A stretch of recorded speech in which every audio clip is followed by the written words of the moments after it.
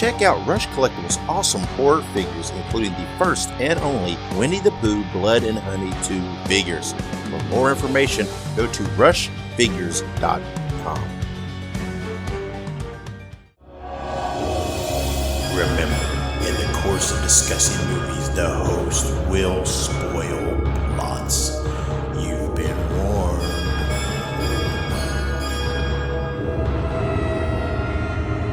Listen to their screams.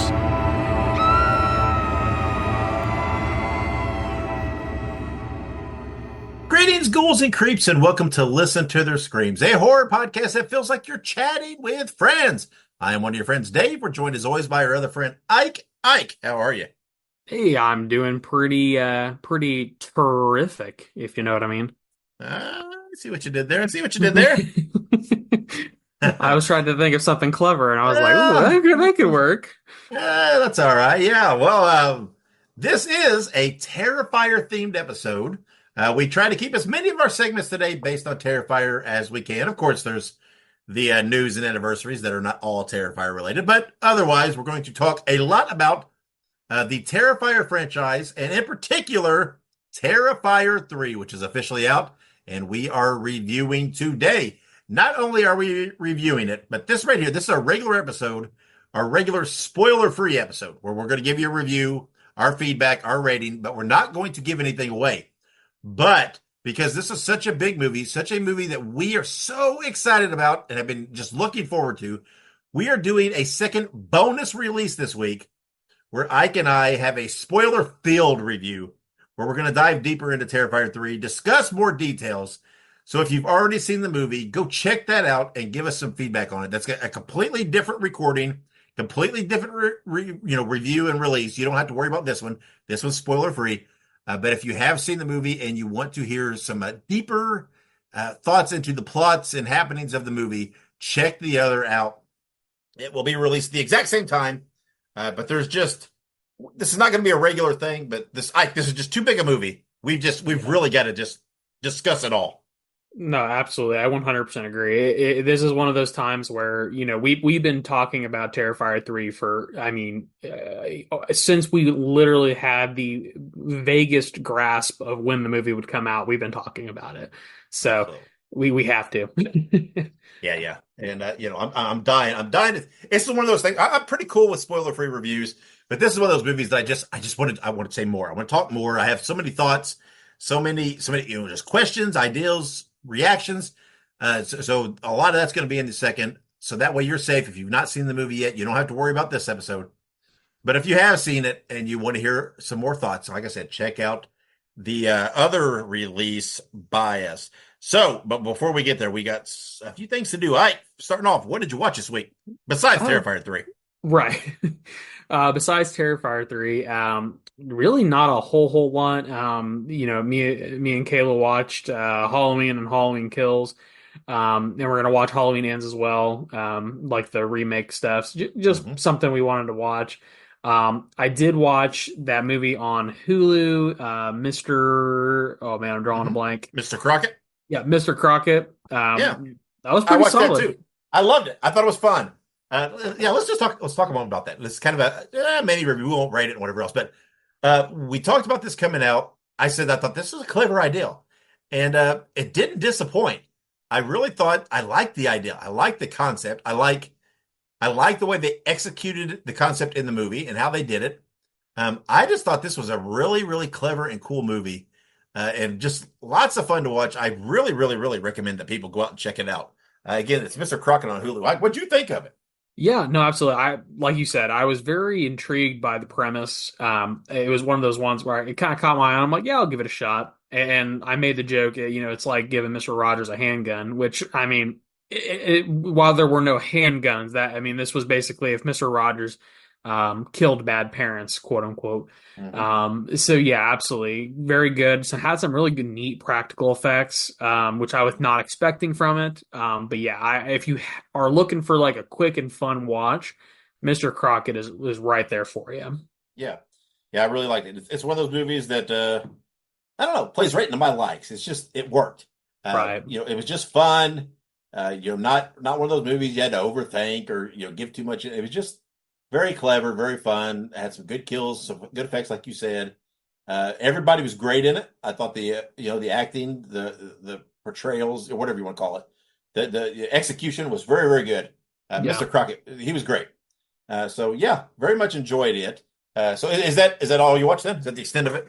Yeah, I'll say other than that, it's just random bullshit here and there, like YouTube and stuff like that. Been a little Yeah, busy this week. yeah. Well, and the only other things I watched, I did do a rewatch of Rosemary's Baby, and Oh then I yeah. did watch Apartment 7A, which again, it's been a while since I've seen Rosemary's Baby. It's such a damn good movie for being, especially being as old as it is, whatever else. It holds up. It is just a really, really, really good film, and I thought Apartment 7A was just really just paired with it perfectly. I thought it was Yeah. a really great movie, solid movie, had the same kind of feel vibe. Uh, right into it. It was a lot of fun. I really enjoyed them. You can see both those on Paramount Plus. So I suggest you check them out. If you can go out and watch Apartment 7A. You don't have to have seen Rosemary's Baby per se to know what's going on. It pretty much guides you through. But it is nice, I think. And I know there's been some remakes of Rosemary's Baby. I've not really seen the remakes per se. I suggest watching the original. I think it's such a great film. And The OG. that's right. So, all right. Well, that takes care of what we watched. So let's just move on to the next segment.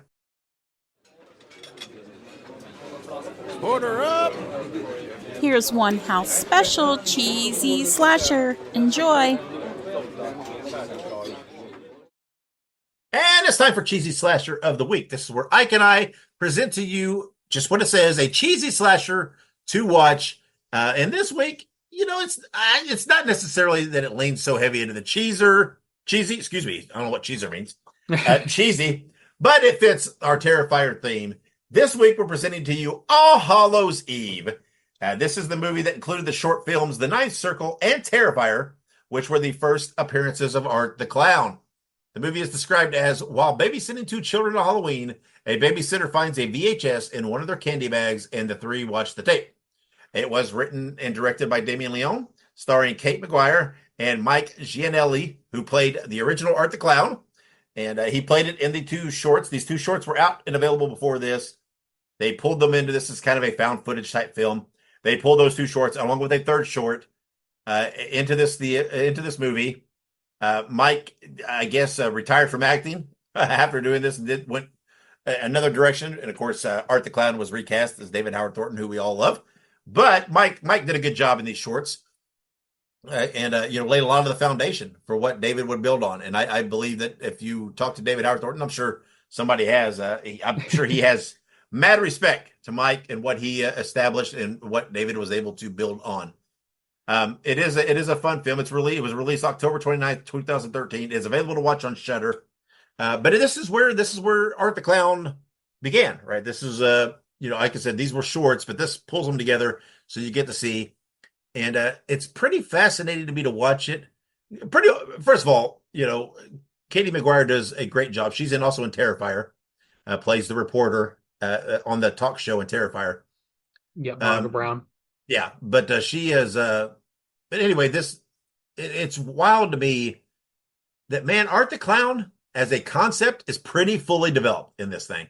Yeah. It's like it's there. It's what we love. Of course, it's built upon. It's ramped up in the future films. I get all that, but Damien Leone knew what he wanted, and I've heard that there's a lot of he wanted kind of the opposite of Pennywise, right? So without the color, it was very black and white. And Art used weapons. It was like the antithesis of Pennywise, and and he just delivered. And I feel like, well, you're not missing anything if you don't watch this. As far as the Terrifier franchise, I still feel like it's a pretty important watch and it's a pretty fun watch. So I know this is one, a lot of the cheesy slashers sometimes you haven't seen, but what do you think of All Hallows Eve? Oh, I mean, I absolutely love All Hallows Eve. This is honestly, it's weird because I watched these were completely watched out of order for me because I watched the Terrifier film first. When that came out, I had a friend who was like, "Hey, I know you like horror movies. I saw this the other day. It was really good." It was a guy I worked with way back when, and he was like, "Yeah, check this out." And I checked it out and really liked it. And then, of course, the rest is history. But I then went seeking out more Art the Clown. I was like, "Is there any more of this? Like, are they making more?" And that's when I found All Hallows Eve. So All Hallows Eve kind of came secondary for me, but honestly, All Hallows Eve, like you said, is really good. I mean, as far as like low budget, anthology films go, this is very exquisite. I mean, literally chef's kiss. And like you said, Art the Clown is very well established, especially in the Terrifier short. For people who maybe don't know, I could be a little off on these dates, but I want to say that the movie came out in 2013, which is All Hallows Eve. The Ninth Circle, I believe, came out in like 2008 or 2009. Mm-hmm. Right. And then I think Terrifier came out like, well, I want to say like 2010, 2011 or something like that. Yeah, I think that's right. Yeah. So you kind of have this weird progression where the Ninth Circle had Art the Clown in it, but he wasn't like the primary, like, antagonist. Yeah. And then you have Terrifier short, which, was very much about Art the Clown. And then you then have the other short, which was made for All Hallows Eve. That's a little bit of a departure, but we still have Art the Clown connection, right? So, and it's just so weird because you watch these three shorts, Art the Clown is in them in some degree for each one, but it's like literally the most random shit. Like, you know what I mean? Like Damien Leone was like, yeah, let's try and I'm going to throw as much as I can out the wall and see what sticks. You got, demons, you got witches and warlocks, you got killer clowns, you got aliens. I mean, literally that anthology hit every single, box on the horror checklist. So, it's just so funny that we got All Hallows Eve. And then a few years later, we got, Terrifier, which in the form that we know him, so it's just so good. All Hallows Eve is good. It's a good watch. Don't go in and expecting like the best movie of all time, but it is a solid, fun Halloween watch. Yeah, it is. And it's fun to see where kind of art came from. Right. And you can really see, I mean, Damien, it's like he knew where he wanted to go with art. And there's someone I think approached him about this and wanted to put the short films in there and the art stuff in there. And I'm pretty sure that Damien said, yeah, on the one, on the condition that I get to direct this movie.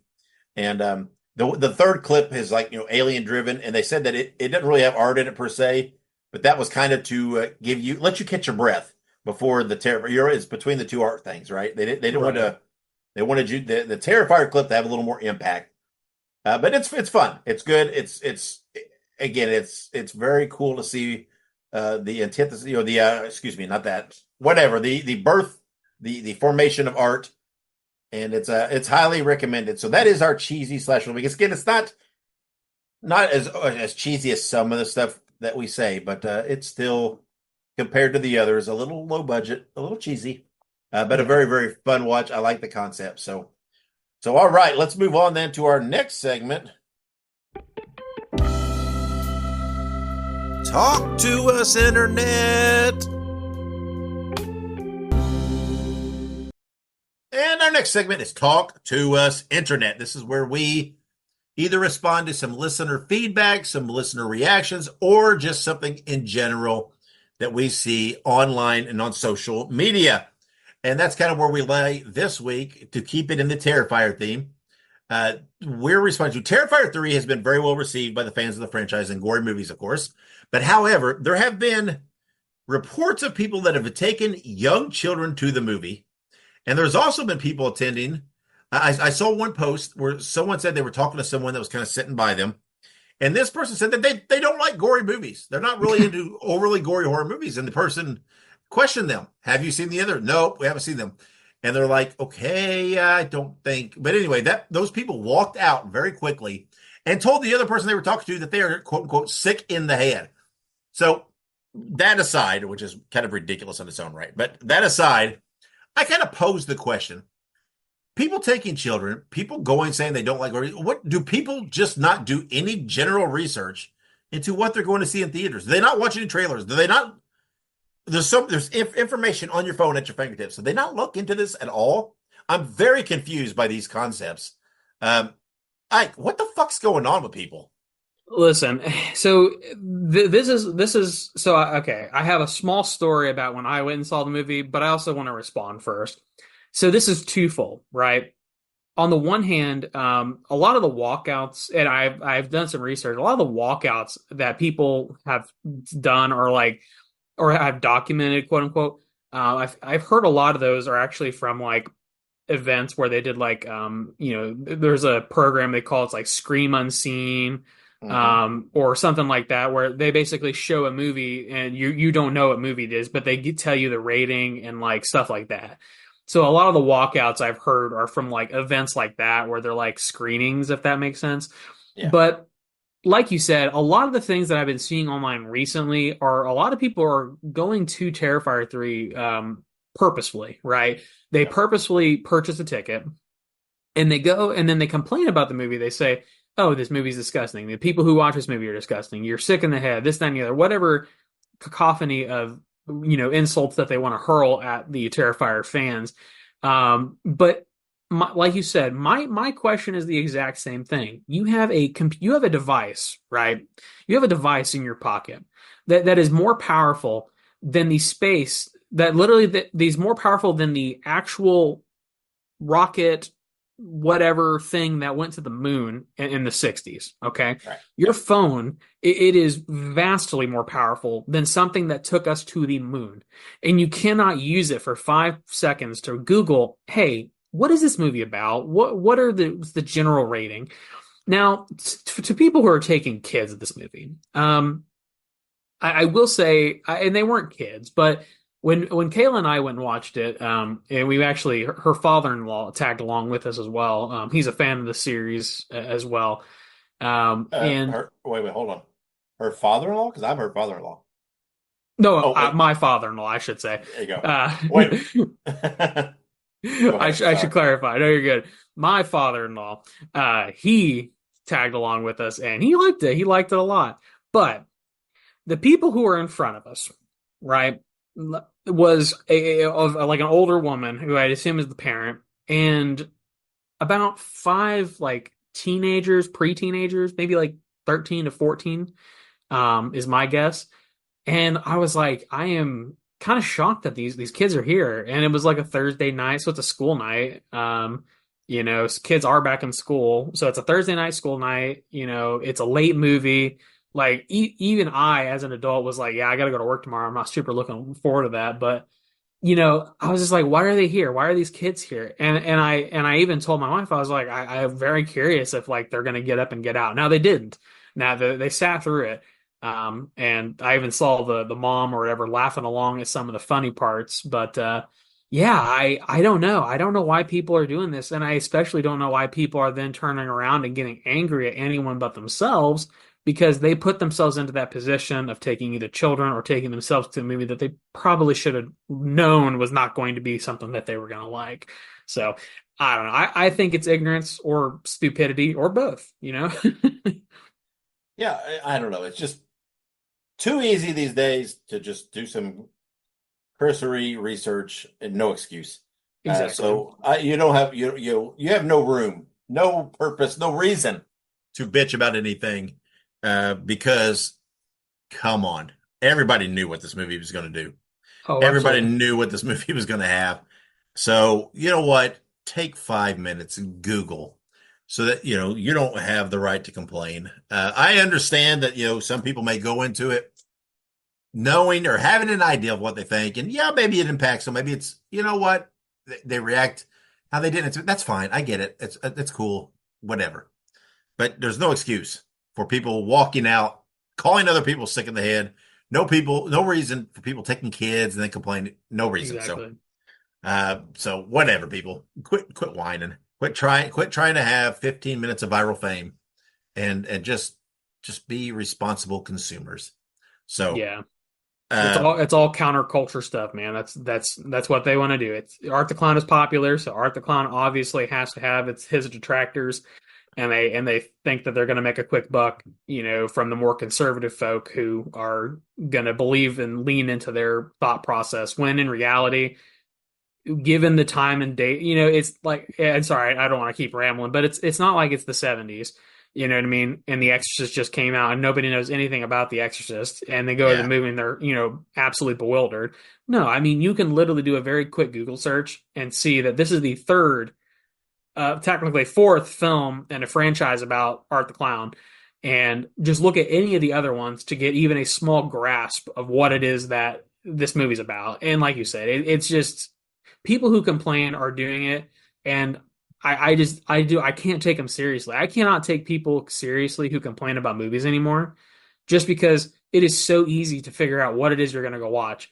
And if you can't tell whether or not you're going to like a movie, at least to some degree, by the synopsis of the movie, then how do you have such little media literacy that you cannot determine whether or not you are actually going to enjoy this movie by saying, I've seen a trailer or I've seen this? It's just bewildering to me because people literally go to this having to have seen trailers. And I mean, the Red Band trailer is pretty graphic. I mean, not as graphic as the movie fairly said, but it is still a very graphic trailer. Like, you should know whether or not you are going to enjoy this based on the trailer, truly. Yes, absolutely. Some people just like to stir a pot. They do. It's annoying. So, all right, let's move on. Top 3. And this episode, we are going back to the OG, the original segment here on the show, Top 3. And we are going to do our top 3 favorite Art the Clown kills from Terrifier 1 and 2. This is a spoiler-free episode here, so we're not going to discuss 3 because I venture if we put 3 in, my top 3 would completely change. So, Yeah. But we're just doing 1 and 2. So, Ike, do you have your top 3? I certainly do. All right. Well, why don't you start us off? What is your number 3 favorite Art the Clown kill from Terrifier 1 or 2? All right. Well, first of all, I have almost I would bet money that you and I probably have the same 1 and 2.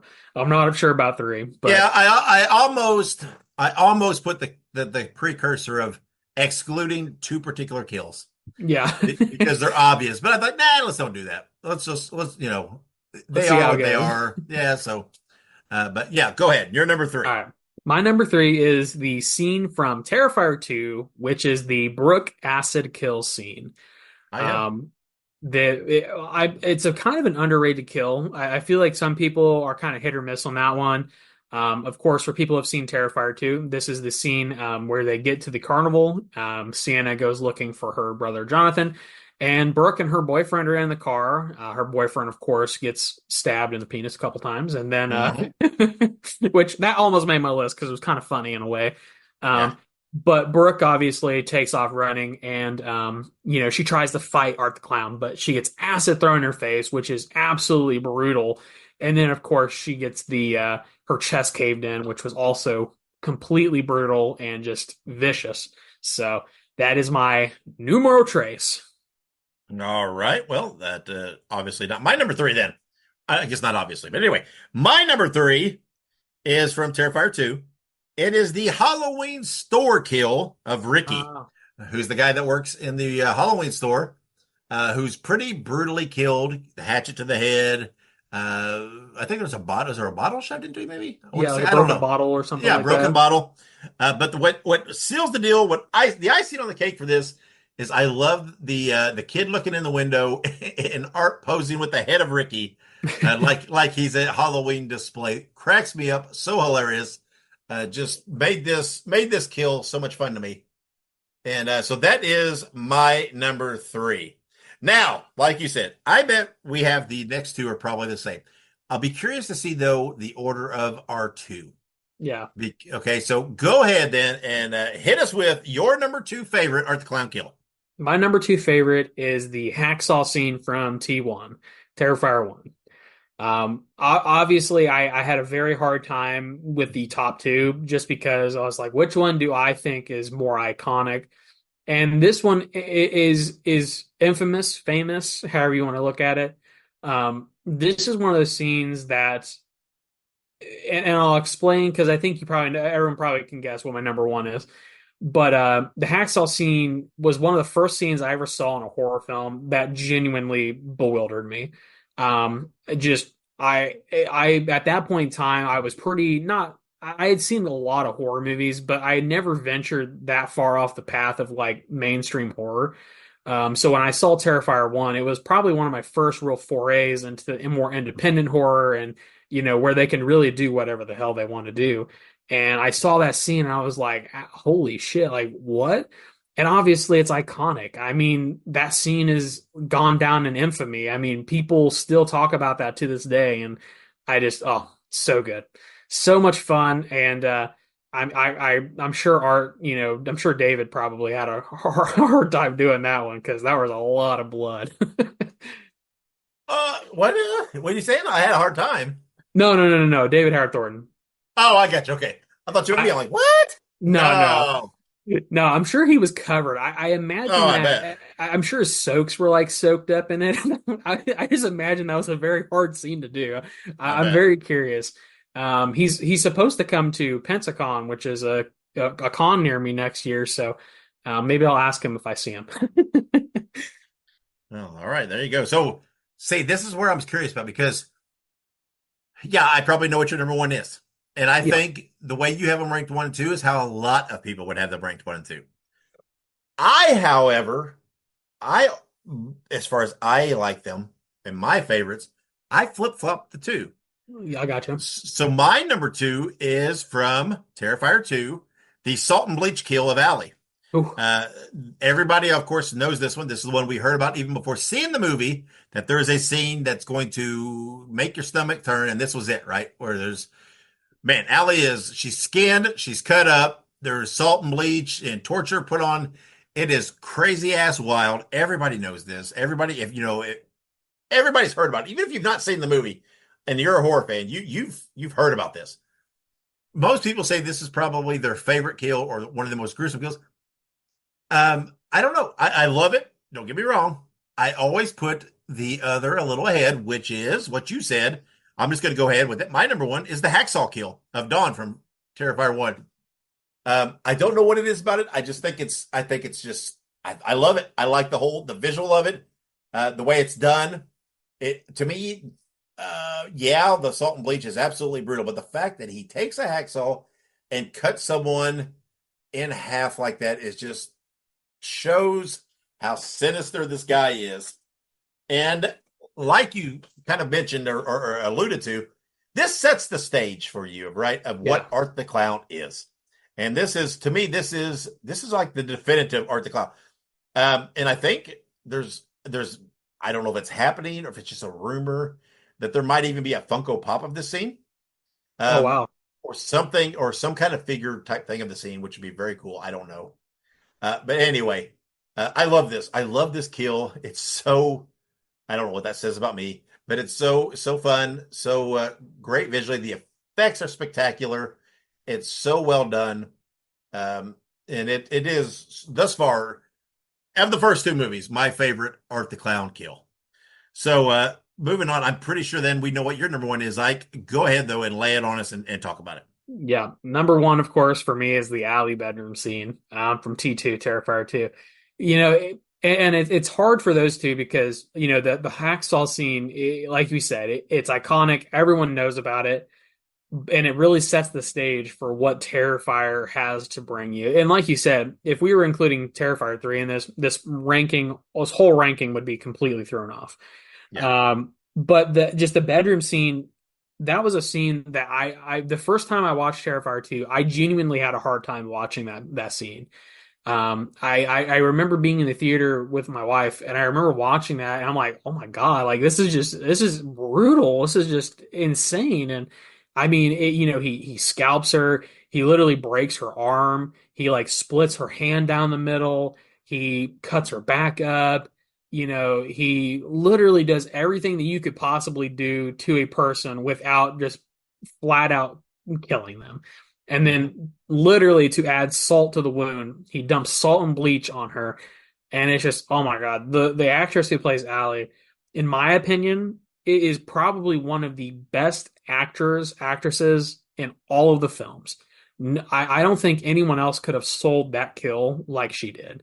Yeah. Like just her screams, her guttural howls. Because at some point you can kind of tell that the actress starts kind of losing her voice, but like it makes sense, And it's just it is just very well thought out. And like for people who maybe people do know this because he's talked about it, but like this whole kill used to be a lot shorter and smaller. But with COVID, he actually went back and greatly expanded upon Allie's death in Terrifier 2 because COVID came with a lot of, delays and backups and things like that. So because of those delays, he was able to basically reimagine the kill that he had in mind and make it 100 times worse. So I just forever will say Allie's death in Terrifier 2 is both heartbreaking because she was a really good friend to Sienna, but also just so brutal and so creative. Just, chef's kiss. Yeah. And plus there's the whole added layer of the mom walks in and sees her. Yeah. That adds a whole thing. So, yeah. I think, I don't know. I think most people would have those as 1 and 2 in one way or another. They're very, they're, to me, 2 of the top horror movie kills of all time. They're very clever and classic. So there you have it. There is our top 3 favorite Art the Clown kills from Terrifiers 1 and 2. So, all right, then let's take a break. When we come back, we'll have news, birthdays, anniversaries, and all that fun stuff. So stick around. Make sure you subscribe to Listen to Their Screams on your favorite podcast platform. Also, make sure you look us up on social media. We're on Facebook, Twitter, Instagram, Letterboxd, TikTok, and Slasher. All you have to do is look up Listen to Screams. That is Listen, the number 2 in Screams, and you can find us there. Also, make sure you go and buy yourself a Listen to Their Screams t-shirt. You can find all of our shirts at tinyurl.com/Screams Shirts.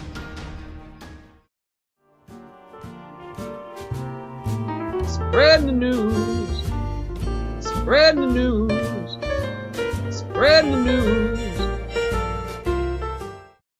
And welcome back with the news. All right. Starting us off strong, Robert Englund has confirmed, unfortunately, he can no longer physically play Freddy Krueger. He says he can't do the fight scenes in more than one take, but he could voice a really high-end animated version of Freddy. And obviously it's hard to hear that, our icon, Robert Englund, he's being very honest that he's getting up there in age and he's like, you know what, probably shouldn't be doing those scenes anymore. But I firmly believe that Freddy could translate into a animated film of some sort. A lot of animation has progressed significantly, so it's not all cartoons anymore. But I feel like animation will be one of the next forays of the horror genre that we may get soon. Yeah. I mean, it's at least good to know that he's not completely closing the door on it, that, he is saying that, hey, I could still be involved in some way if the situation were right. So, but it is sad, but it's just to be frank, it's him pointing out the obvious, right? I mean, it is what it is. And, it doesn't diminish, what he's done for us as a horror icon.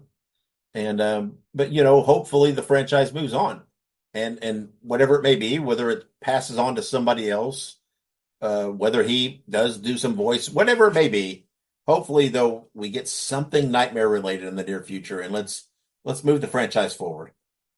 Yeah, absolutely. But moving on to Daddy's Head, released on October 11th on Shudder. It is described as boy and his stepmother fear for their safety after an eerie creature resembling the boy's father, or recently deceased father, visits them. I'm just now hearing about this, but based on that synopsis, I will definitely check this out. Obviously, it's a Shudder release. I'm always down to watch something on Shudder or Screambox. So, but yeah, there you go. Daddy's Head, released on October the 11th. Yeah, I have heard some buzz about the Daddy's Head, right? The creature or whatever it is in it is pretty cool looking. Some good effects. Very whatever creepy looking thing. So I'm curious to give it a watch and see what it is. Very good. All right, then in some Terrifier news, we have 3 little bits of Terrifier news here. Terrifier 3 has grossed $5,803,577 on Friday, October 11th to make it the #1 movie on opening weekend, and nearly outgrossing Terrifier 2's total gross. It is looking like Terrifier 3 will be the #1 movie for its opening weekend. So obviously this is super great news. This movie is just blowing up everywhere, and it is so fantastic to see it happening. Obviously, Terrifier 2 had immense success, but Terrifier 3 really needed to have even greater bounds of success in order for us to potentially get more Art the Clown down the line. And I certainly would say that with this performance, we are all but assured that Terrifier 4 is going to be in the works very soon. Yeah, I mean, yeah, Damien Leone said he's planning to do it anyway. With this success, I'm pretty sure that seals the deal. Right. But yeah, it's very exciting. That's in one night, it almost topped the total gross for Terrifier 2. That's exciting. David Howard Thornton has gone online saying it's blowing his mind that they have that they're the number one movie over the weekend, that they're knocking Joker off, this iconic character that he loves, and for Joker 2. But it's wild. It's just hard to imagine. I mean, but it's the natural progression, right? The way this Terrifier franchise has grown, it's only natural, and is really, while it's wonderful, it's not surprising to me that the next step is that this movie is number one on its opening weekend. It just makes sense.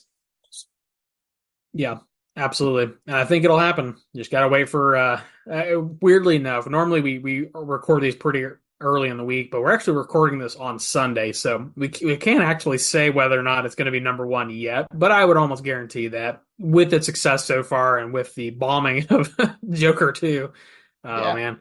And here's the thing, I'm sure it's still a good movie, but obviously I don't want to talk poorly about it, but I think that the fan base was not ready for the vision that they had for this movie, and unfortunately did not succeed. So, but I digress. Moving on to better news and better things. Ice Nine Kills has released their new song, A Work of Art, which is the official theme song for Terrifier 3. You can check it out on your favorite music provider, Apple Music, Spotify, whatever people use on Google Play.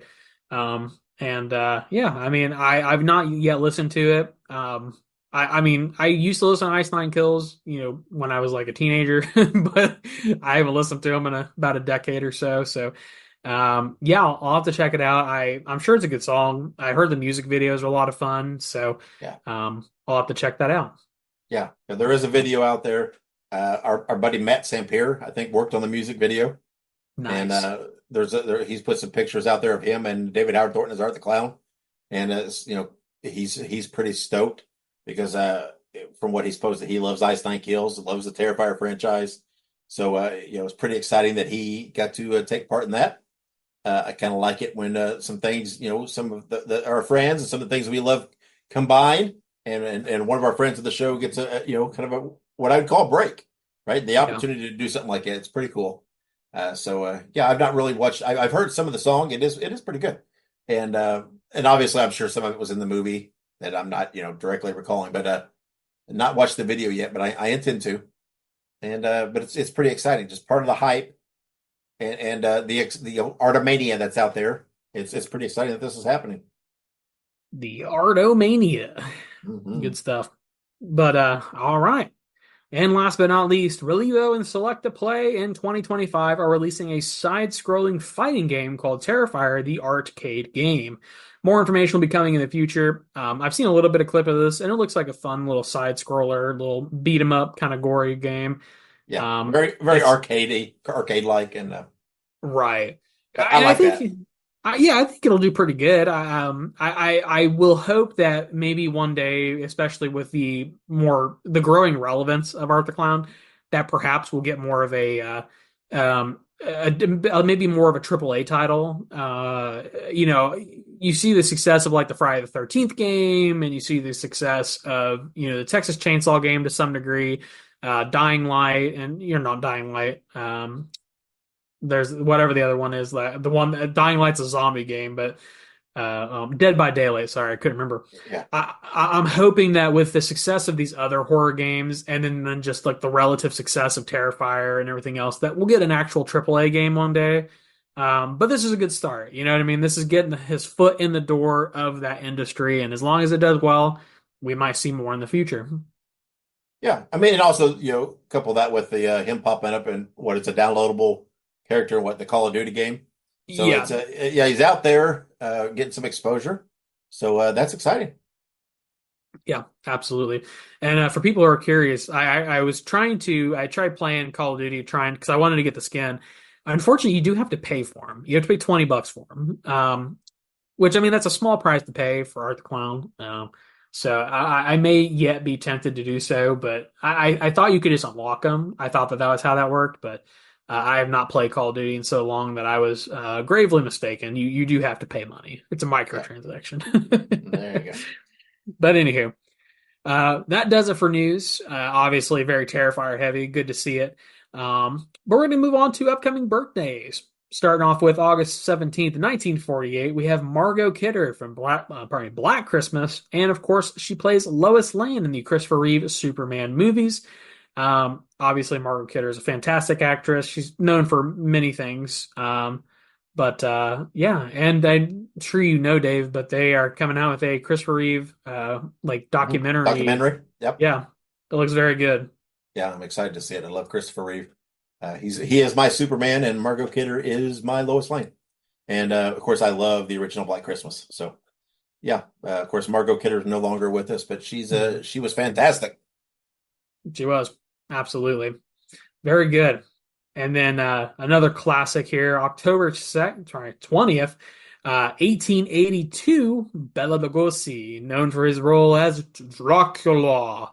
Obviously, Bela Lugosi is easily an icon in of himself within the horror genre, but very specifically, Dracula and his version of Dracula for forever stands the test of time, and truly, in my opinion, is what people think of when you think of a vampire. Yep. Yeah, we've talked about it. I mean, when all these things in pop culture you see, typically when it's a vampire and when people think of a vampire, what they're visualizing is Bela Lugosi and his version and his look. So it's pretty cool. But yeah, great movie, great actor. Yeah, absolutely. Speaking of vampires, I totally forgot to mention this earlier. I did get a chance to watch the new Salem's Lot movie. Oh, pretty good, isn't it? Yeah, it was actually really good. I seen a lot of hate for it online. I'm like, I feel like it's pretty unjustified. I feel like it's a solid vampire movie. I mean, is it the next Dracula? No, but it's a fun movie and it's kind of spooky. The character design of the whatever demon vampire, the thing is freaking spooky. Yeah. I liked it. So yeah, absolutely. But we were talking about vampires. I had to mention it. I almost forgot. Yeah. But hey, also speaking of, if you guys want to watch that, it's on Max. Another fun October watch for you. But anywho, speaking of spooky people, I'm just kidding. October 22nd, 1952, Jeff Goldblum, known of course for The Fly, Jurassic Park, and many, many more. Jeff Goldblum, of course, an icon in of himself. He's done so much. But The Fly, I've never seen The Fly all the way through. I've seen bits and pieces. Like I've seen like the scene where he turns into like a fly monster thing or whatever. But other than that, I've not seen The Fly, and it's on my list. I just need to get around to watching it. Yeah, you need to watch it. And he's so good, and of course, so good in the Jurassic Park films he's in. And pretty good in the apartment.com commercials. No, I'm kidding. But yeah, I love me some Jeff Goldblum. Isn't he in the Capital One commercials now? Like, what's in your wallet? Yeah. I think, or maybe not the Capital One, maybe one of the other ones. But yeah. Anywho, upcoming movie birthdays. I'm kidding. Movie anniversaries. October 17th, 1997. I Know What You Did Last Summer. Easily one of the longest statements made as a movie title. Obviously, it's a great movie. It is the pinnacle of 90s slasher. Super good. Has a lot of really big names in it too. So obviously, good watch. Yeah, and we've talked about this several times that there's several of the '90s horror movies that are kind of underappreciated. Yeah. It's for whatever reason, it's I don't know. It's kind of a time period besides the Scream movies that a lot of people sleep on. But there's some good stuff coming out of the '90s, and this is one of them. Yeah, absolutely. I feel like we could do an entire episode about underappreciated 90s horror movies and talk about them all day. There's a lot of them for sure. But good stuff. Moving on to October 18th, 2002, The Ring. Obviously, The Ring, iconic has many sequels. Some are better than others. And not to be confused with The Grudge. The Ring Yeah. is The Ring is a very interesting one. This is, of course, Samara in the well, and it's very good. I quite like the Ring movies. It's been a little bit since I've seen all of them, but I'll have to go back and because I know they did like a remake of one, I think at some point, and they also put out like a Ring Zero. It's on Shudder, I believe, but it's a Japanese movie, so I need to like watch that when I have the time to, because I'll have to read subtitles because I do not speak Japanese. Hmm. But yeah, I like The Ring. I've not watched a lot otherwise besides the first one. But yeah, again, yeah, you're right. A lot of people, for whatever reason, I do think they lump all this in. They confuse The Ring with The Grudge, and it's weird. But whatever. The Ring's the girl lady that crawls out of the TV, right? When you Yeah, yep, watch the tape, and you got like 7 days or whatever it is. Then yep. 7 yeah, days. there you go. So yeah, it's a pretty fun movie. It is, but very good. Moving on to October 19th, 2007, 30 Days of Night.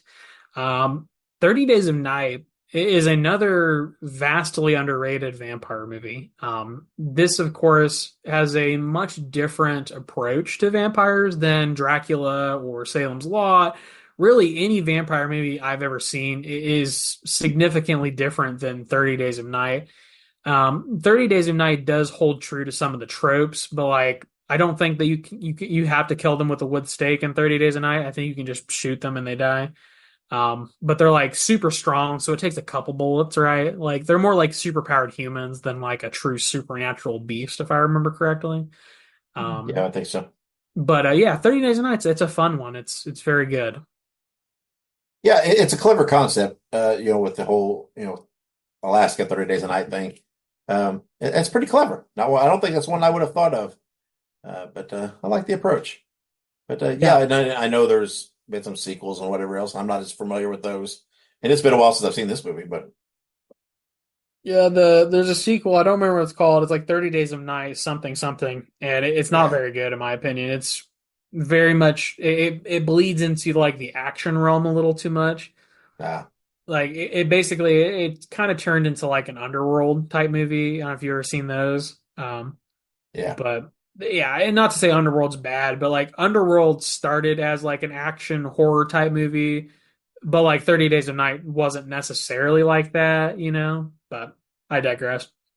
Moving on to October 19th, 2018, Halloween.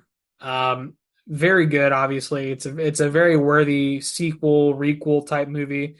And one of the few to really do it right. Obviously, how they, I know it's his name's David Gordon Green. He was in charge of mhm. these, and he gets a lot of shit for different things, and I think he gets a lot of shit for these movies, and I think it's unjustified. I think they were extremely well made. Yeah. It's weird. A lot of people don't like the Halloween ends and blah blah blah, and they lump it all together with the whole trilogy. But the first one especially, but even the first two are really pretty solid. And I don't see how you have a lot of complaints with them. Yeah, that's another thing that we talked. I mean, for a long time we talked about Halloween ends a lot, but Halloween Kills is a pretty solid one too. And Halloween ends is not the greatest, but it's not the worst. Yeah. But anywho, speaking of Halloween, October 21st, 1988, Halloween 4, The Return of Michael Myers. The Return of Michael Myers is sort of the departure from the OG Halloween, in my opinion, because they start getting into sort of the Mark of Thorn. And then 4, 5, and 6 are specifically like that is about the Mark of Thorn. That's what that's all about. And I like that stuff. Don't get me wrong. It's quite good. And then it provides a somewhat reasonable explanation as to why Michael Myers is as OP as he is. But yeah, I mean, a lot of people don't like these movies, and I feel like I don't know. I feel like a lot of these movies that were made, like these later sequels, get a lot of hate. But I think it's just like the people love to hate them type thing. Because Halloween Yeah. 4 is actually pretty good in my opinion. I not the best, obviously, but it's pretty good. Yeah, it's one of those things that I don't know. It was always so different that people complained or whatever else. But I think as time goes on, I think that's lightening a little bit. And there's more people that are appreciating them and enjoying them. But yeah, for a long time, it was, I don't know, whatever. It was the end thing to hate them. And I feel Yeah. like a lot of people just hated them because, without even really giving them a fair shot. So, are they as great as some of the others? Probably not, but they're still fun. It's still pretty solid watches. Yeah, absolutely. But all right. And last but not least, October 22nd, 1982, Halloween 3, The Season of the Witch. Season of the Witch, again, this is one that people hated, but it is now a cult classic. It is, in my opinion, very unjustly hated, and I think people hated it because it didn't have Michael Myers in it. And that wasn't the point. It was supposed to be a anthology type series where they touched on different things and different villains and this, that, and the other. So, without getting too much on my soapbox, Season of the Witch is a solid movie if you have not seen it. Yeah, I love it. I love Season of the Witch. And it's one of those movies, so help me, I believe if it had been released without the Halloween tag on it, it would have been completely received differently. Oh, yeah. And thought of differently, but I don't know. I love the movie. It is absolutely one of my favorites of the franchise. And the differences in Michael not being in it doesn't bother me. I don't care that it's labeled a Halloween movie. I just think it's a really, really fun movie to watch. 100% agree. All right. Now we're on to some upcoming releases. All right. Smile 2 is coming to theaters October the 18th, and it is described as about to embark on a world tour. Global pop sensation Sky Riley begins experiencing increasingly terrifying and inexplicable events. This is going to be the film that we were reviewing on our next episode. Of course, this is the sequel to the original Smile movie, which we have also reviewed, so make sure you go and check that out in the archives. I know I'm super excited for Smile 2. I'm very curious to see where they're going to go from Smile 1 to 2. I think it'll be interesting, and I hope that they do the film justice and the concept justice.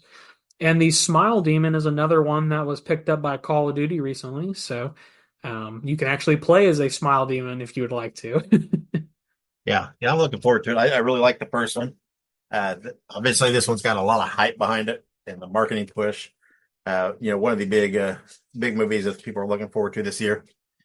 So yeah, I'm super excited to see it. And I don't know why. I kind of have a gut feeling almost. There's a little part of me that thinks I'm going to like this one even more than the original. I don't know why. I don't know what makes me think that. But I don't know. I just feel like they're going to really kind of move the franchise in a good direction that I'm going to like. Just we'll see. Yeah.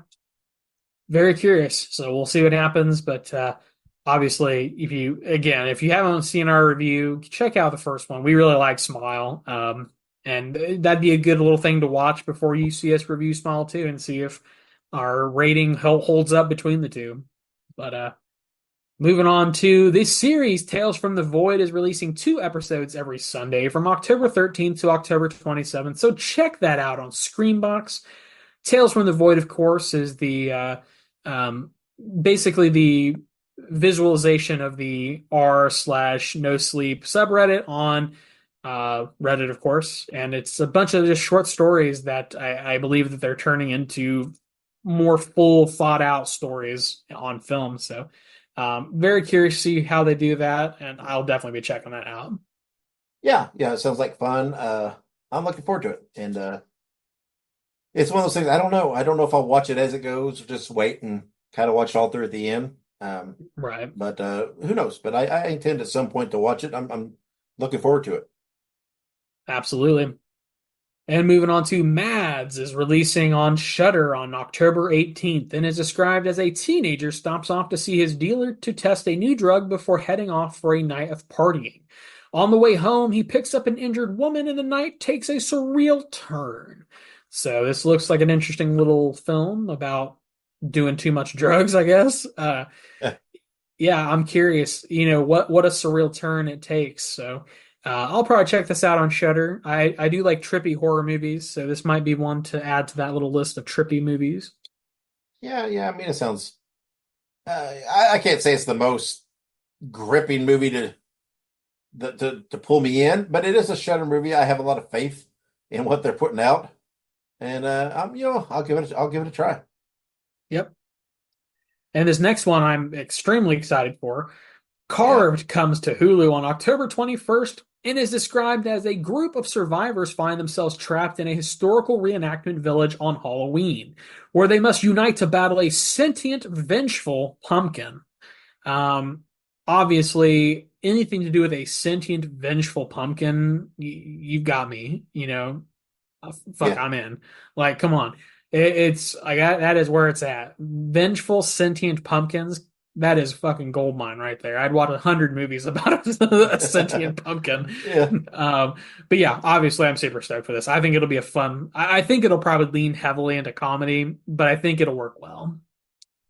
I agree. I'm looking forward to it, and it's what another feather in their cap that draws me in is this is the movie that DJ Qualls is in, and I love Yes. DJ Qualls. So, and another movie that leans towards that. There's probably some comedy to it because he's in it. So, yeah, I'm super looking forward to this one, and can't wait. I bet it's a ton of fun. Absolutely. But all right. I think that pretty much does it for all of our news, birthdays, upcoming movies, releases, so on and so forth.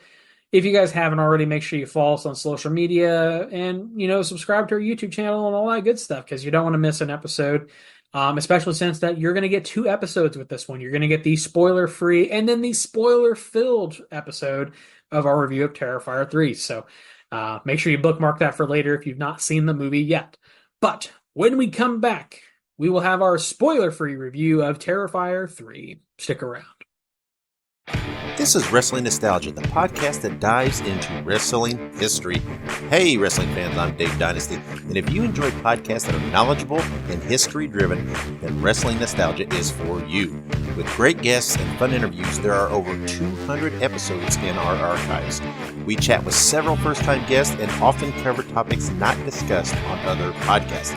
Look up Wrestling Nostalgia on your favorite podcast platform and visit all of our links at linktree/WrestlePod. That is linktr.ee/RASSLEPOD. And remember, wherever you go, whatever you do, be good, be safe, and keep on growing. All right, and here we are back on Let's Know the Screams. And like I said, this is our spoiler-free review. If you want to hear our thoughts with spoilers included and more in-depth on the plots, check out the other release coming out at the same time where we dive into all that. But for now, we're just giving you an overview in our thoughts on the movie. Terrifier 3 was released in theaters on October 11th, written and directed by Damien Leone, starring David Howard Thornton, Lauren Lavera, Antonella Rose, Elliot Fulham, Samantha Scafidi, and others. Okay, I got to keep this spoiler free for this one. No surprise. I loved this movie. Everything I love about Terrifier was in this movie and just kicked in the ass and on steroids. The kills were extraordinary. Just everything about it, right? The development, the further development of Art the Clown and everything else was spectacular. I liked all the plot developments and everything else. I have to say that watching it, my gut says I think Damien Leone already knew he wanted to do a fourth before this one. Only because there were some things that were expanded upon from 2 in this movie, but that were not brought to a conclusion per se, that I think, that he's built upon. But I really think he already had in mind that there was going to be another movie, because there were some things he didn't really close up a lot, not to mention the way, the movie ends. I'm not going to go into details on that on this one, but the movie was fun. There were some extraordinarily iconic Art the Clown kills in it. Lauren Lavera just was so amazing. She was even better in this one than she was in Terrifier 2. She really absolutely showed so much emotion and everything in this. I think she has truly, absolutely not that she hadn't already, but she has truly established herself as getting to that point of being, an absolute final girl scream queen icon. She was so good in this, and in the way, again, I don't want to get spoilers. Just the way she handled things in this movie and played the character was just absolutely great. Elliot Fulham. I, I, I'm going to start with what was going to sound negative, but it's not meant that way. In Terrifier 2, Elliot Fulham was kind of, to me, was probably the weakest point.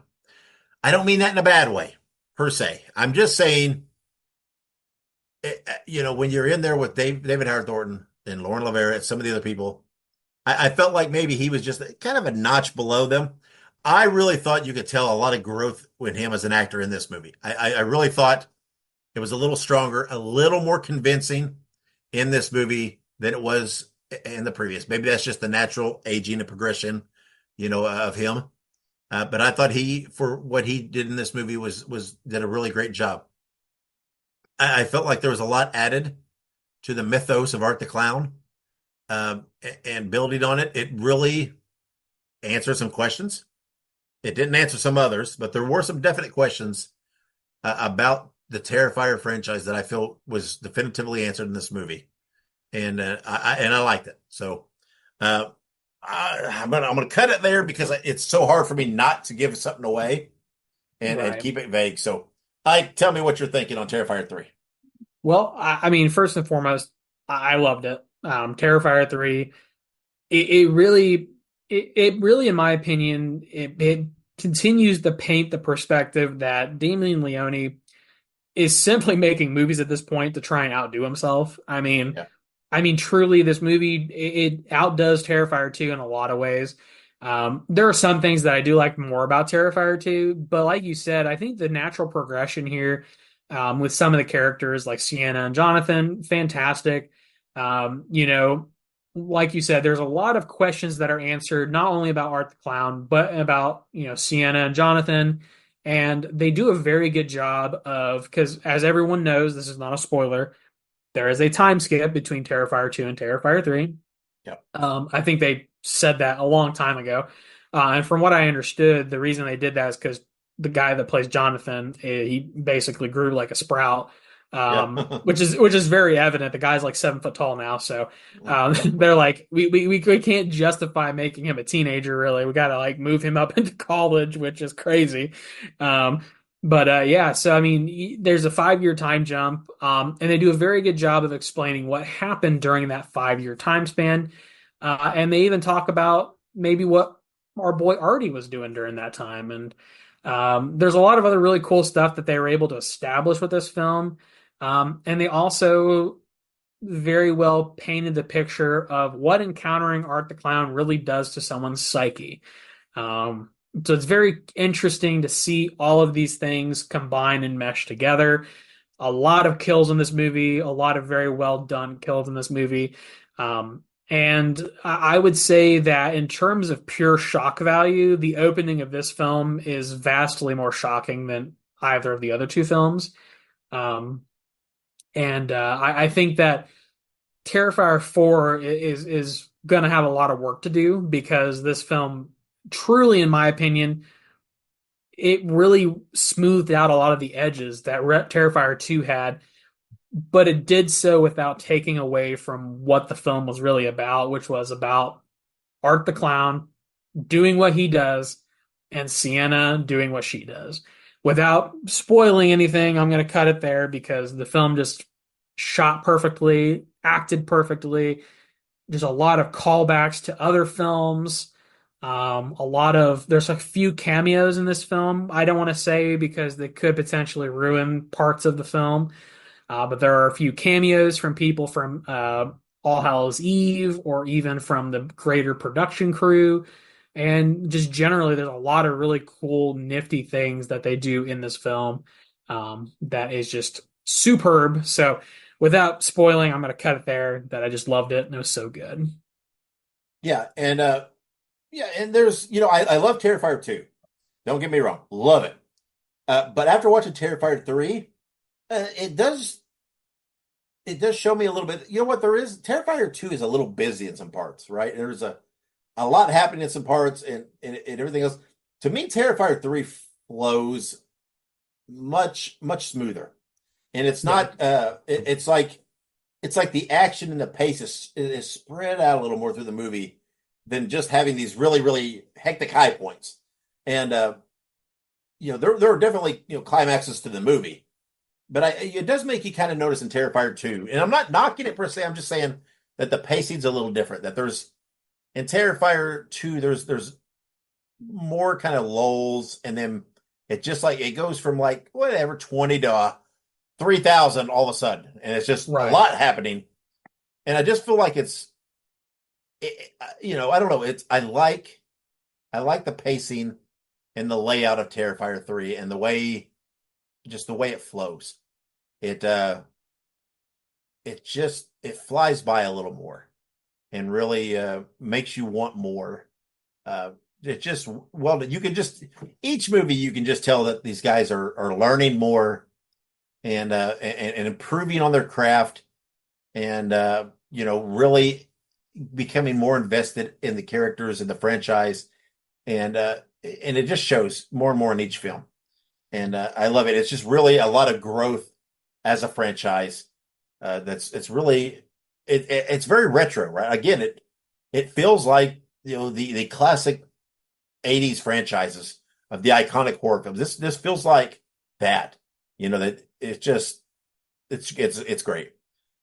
So all right. So that's our spoiler for I don't think it's a surprise. We love the movie.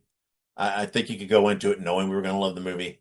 Of course. I did go into it with an open mind. It didn't disappoint. It didn't change my opinion. If you do not like super gory movies, it's probably not going to be one of your favorites. You got to like the gore and the kills and the practical effects. But I mean, if you know what Terrifier, again, like we said earlier, if you know what Terrifier is, that's no surprise. They've just taken that and grown upon it as you would expect. So I don't think anybody's going to come into. I would hope that our listeners and people that follow us would not go into Terrifier 3 completely blind and not knowing somewhat what to expect. That's my hope, and that's what I'm going to believe. So don't let me down, people.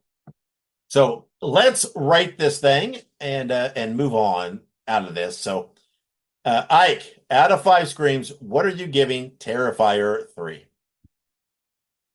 Oh man,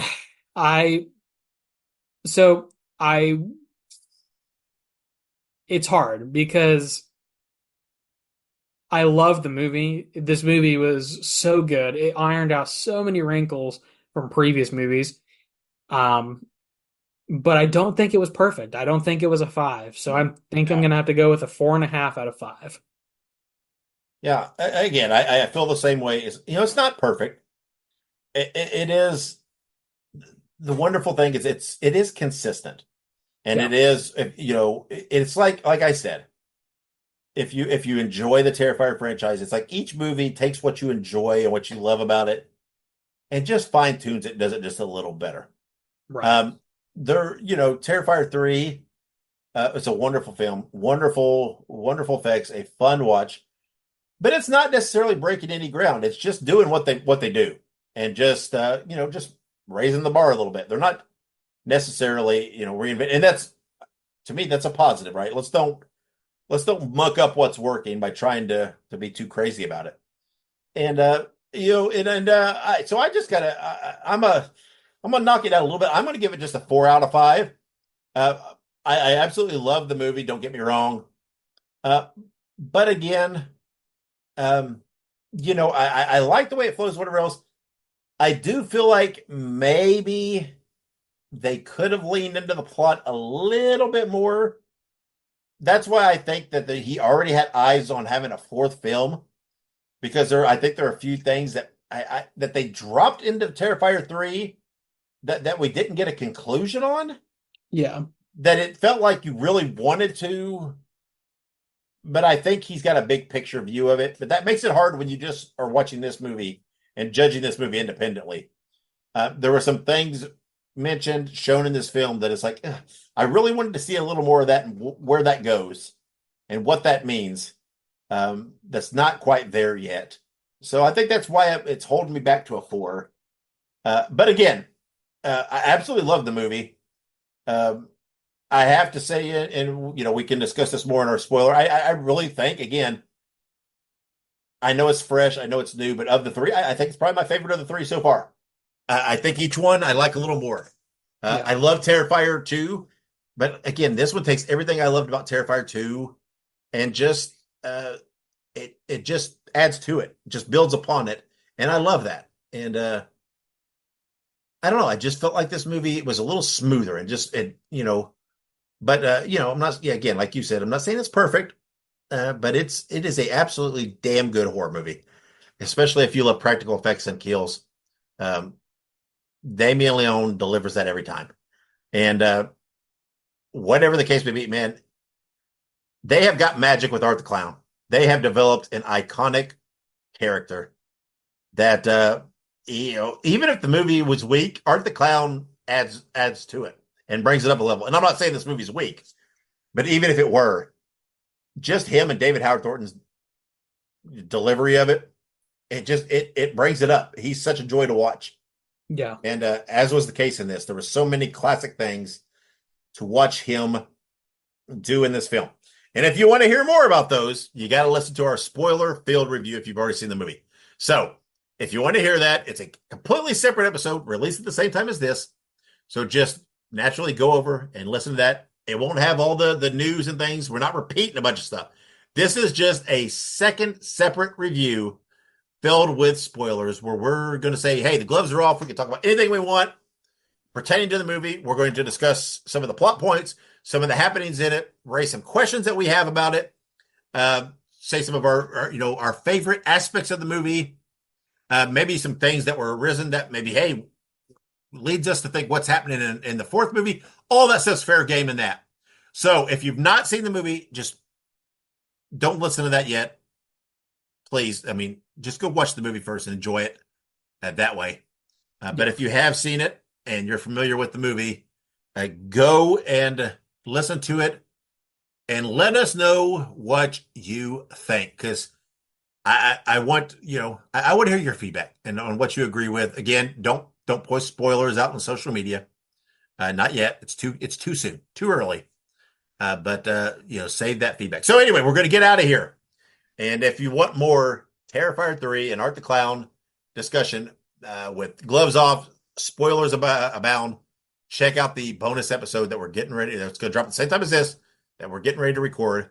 Next regular episode, we will give our review of Smile 2, which is getting ready to hit theaters.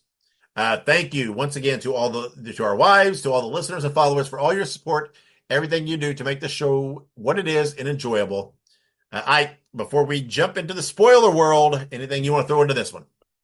Just go out there and support this movie, guys. That's like the biggest thing that I think that anyone can do to really support this franchise and to ensure that we get more Art the Clown.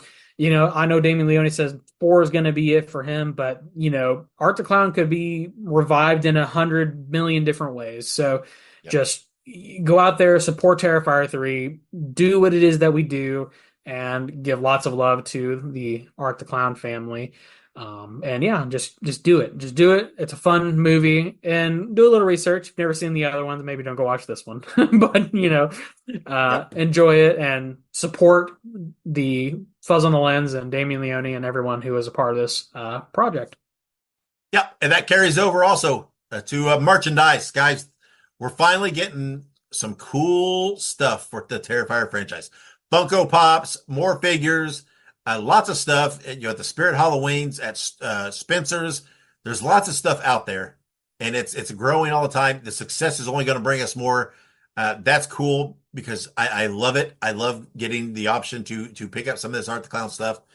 So if you're, again, a fan of the franchise like we are, go out and buy it. Ike and I exchange texts all the time as we're buying the Funko Pops that are coming out. Yeah. I just sent me a text today that he went and picked up the new soda from Funko, this new soda figure that I've not gotten to get yet, so I'm a little jealous. And everything else. This is very cool stuff. I love figures. I love these kind of things. And I like Funko Pops of things that I really love. I'm not just a general Funko Pop fan, but I love it of this. And it is so cool to me to look over my shelf and see Terrifier Funko Pops, because that's almost like vindication for the franchise. It's like that it's arrived.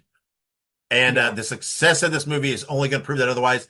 And all I can say is now I want a Santa art Funko Pop or some kind of figure or something. So I'm hoping that's next. So anyway, yes, go support our friends at Fuzz on the Lens. We had Jason Levy on the show a while back. We may be talking to one of those guys again in the future. We told Jason we'd bring him back on and talk Terrifier.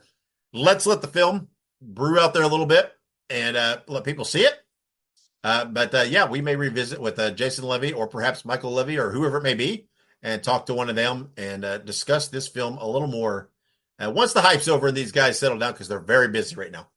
But anyway, go, like I said, go watch the film, support the film, and we're super excited. If you've already seen it, like I said, go check out the other episode we're getting ready to drop. So until then, either when you listen to that episode or till next week, wherever you go, whatever you do, be good, be safe, and always have many pleasant nightmares.